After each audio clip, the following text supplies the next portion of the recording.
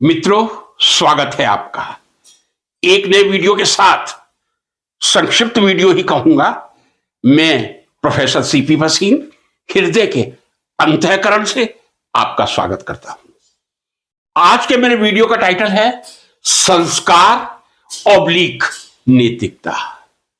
जब भारतवर्ष की धरती पर हम खड़े होते हैं, तब भारतवर्ष की धरती जिन चीजों के लिए, जिन मूल्यों के लिए समूचे विश्व में एक अग्रणीय ही नहीं, केवल भारत ही एक ऐसी भूमि है जहां संस्कार शब्द का समुचित उपयोग समुचित अर्थ में होता है। दूसरा है नैतिक मूल्य है। यह मैं आपको बता दूं, संस्कार शब्द हिंदी का शब्द है। इसकी इंग्लिश ढूंढना काफी कठिन काम होता है। फिर भी यदि ढूंढने का प्रयास करें, कल्चरल, सोशल और मोरल वैल्यूज, ये भी एक संस्कार की इंग्लिश वर्जन है। राइट्स, रिचुअल्स, सेरेमनीज, ये भी संस्कार का इंग्लिश वर्जन है। एथिक्स, वर्चुअस, मैनर्स, ये भी संस्कार का एक इंग्लिश वर्जन है। तो संस्कार एक ऐसा शब्द है वास्तव में जिसका एक प्रॉपर इंग्लिश वर्ड डिक्शनरी में संभव ही नहीं है, क्योंकि संस्कार शब्द की उत्पत्ति ही भारतवर्ष की भूमि से हुई है।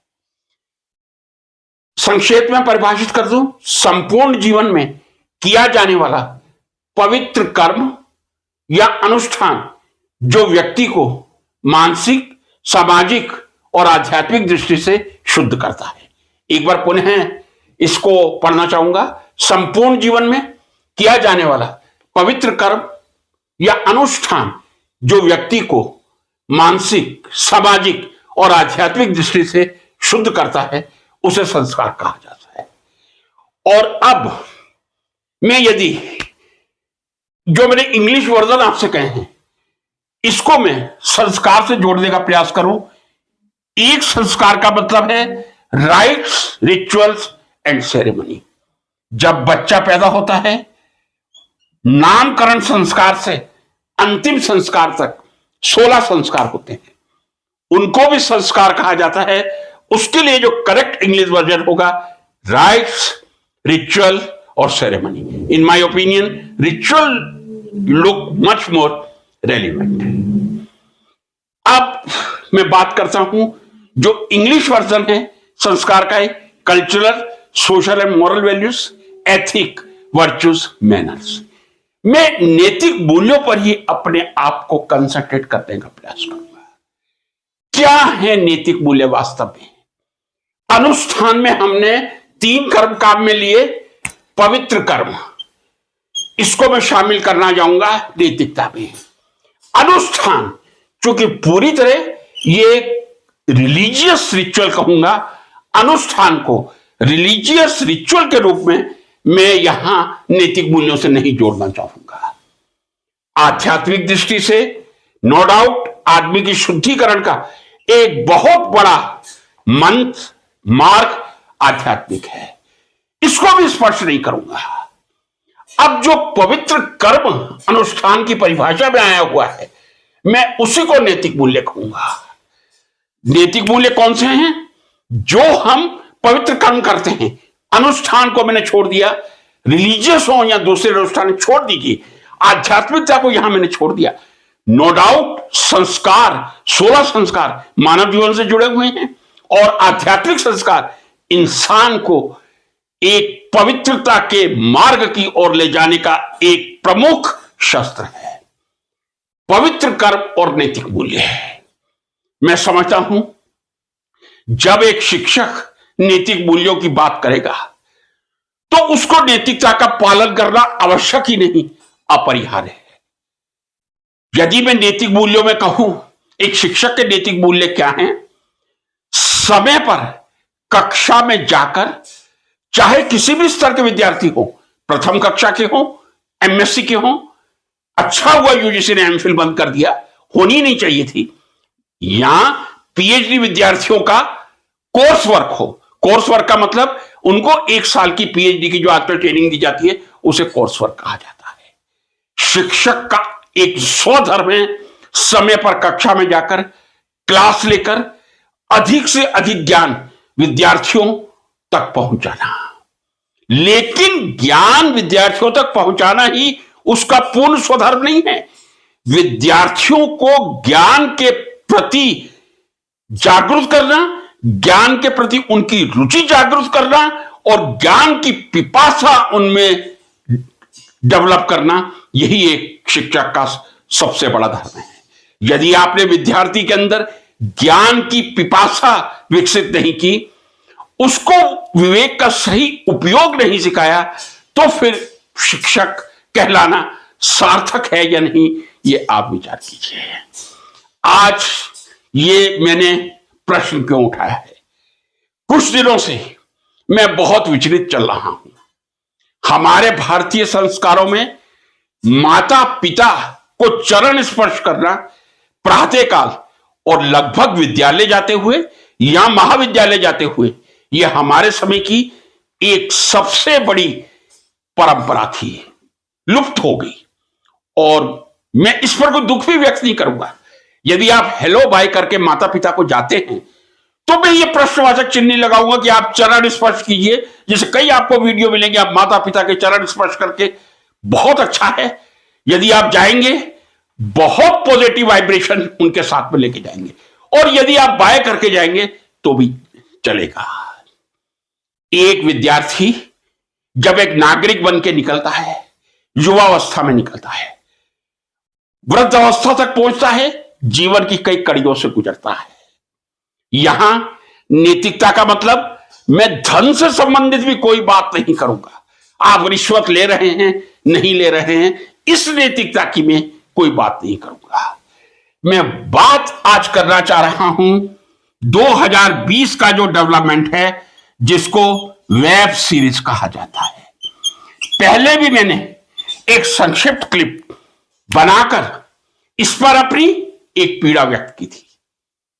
यदि आप इतिहास खोल के देखें, मैं सही हूं, मेरी जनरेशन के जो लोग हैं या जो मेरे से 10 साल छोटे भी होंगे या 20 साल 30 साल मूवीज तो देखते रहते हैं। 1974 में मनोज कुमार जी, जो एक आदर्श हीरो माने जाते हैं, उनकी मूवी आई थी रोटी कपड़ा और मकान। उन्होंने डायरेक्ट की थी, उन्होंने प्रोड्यूस की थी और उन्होंने ही बहुत बेहतरीन एक्टिंग की थी। उनके साथ जीनत अमान थी। एक गाना आया था, अरे हाय हाय ये मजबूरी, ये मौसम और ये दूरी। मैं समझता हूं एक तहलका समाज में मच गया था इस तरह के वस्त्र पहनकर। क्या इस गाने को गाना बरसात में भीगते हुए, क्या ये हमारे सामाजिक मूल्यों में स्वीकार्य है? ये प्रश्न चिन्ह एक लगा था। इस पर डिबेट हुआ करती थी कॉलेजेस और स्कूल में, कॉलेजेस में ज्यादा होती थी। लेकिन आज 2020 के बाद कोरोना की देन कह दो, ये भी web series, OTT, over the top जिसको कहते हैं, शायद ओटीटी का फुल फॉर्म होगा ओवर द टॉप।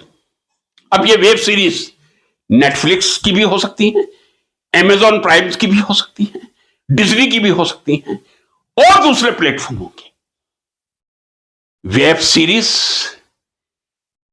का वही रोल है जो मूवी या चलचित्र का समाज में होता है। वास्तव में मूवीज क्यों बना करती हैं? समाज के सही चित्रण को जनता के सामने लाने के लिए। 1974 में भारत पाक युद्ध के बाद एक महंगाई का आंकड़ा गगन स्पर्शी पहुंच गया था। शायद इसीलिए मनोज कुमार जी ने रोटी कपड़ा और मकान बनाकर देश की हकीकत से देश की जनता को अवगत करने का प्रयास किया था।